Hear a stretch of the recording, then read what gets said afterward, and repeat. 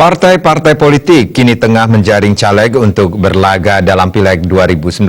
Demi mendapatkan wakil rakyat yang mau bekerja demi rakyat, diharapkan masyarakat memilih berdasarkan rekam jejak dan kinerja caleg bersangkutan.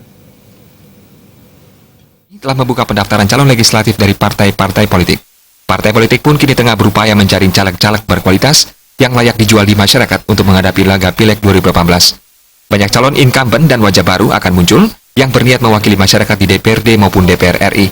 Di tengah apatisme masyarakat terhadap perilaku oknum politisi yang merusak citra politik di Indonesia, Ketua DPW Partai Nasdem Bali Ida Bagus Oke Gunastawa mengharapkan masyarakat memilih calon wakil rakyat yang betul-betul telah terbukti mengabdikan dirinya bagi masyarakat dan memiliki kinerja baik, bukan sekedar calon yang mencari nafkah dari profesi anggota dewan.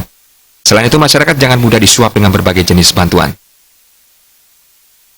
Jika ada sesuatu yang stagnasinya di sana terjadi, harus ada satu gerakan moral dan upaya-upaya untuk bagaimana menjaga masyarakat. Salah satunya ya, kalau sudah mereka bertahun-tahun berkali-kali jadi wakilnya, tidak memberikan suatu perubahan signifikan, apa bedanya dengan DPR ini jadi lowongan pekerjaan untuk kepentingan segelintir orang saja?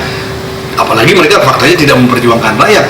Ayo kita coba masyarakat. Ya kami mengimbau, mengajak masyarakat, mari tunjukkan keberanian, lepaskan semua beban, dan sekali-sekali mari kita berpikir merdeka, bebas daripada tekanan. Ya kita tentukan pilihan yang menurut kata hati kita mampu mewakili masyarakat.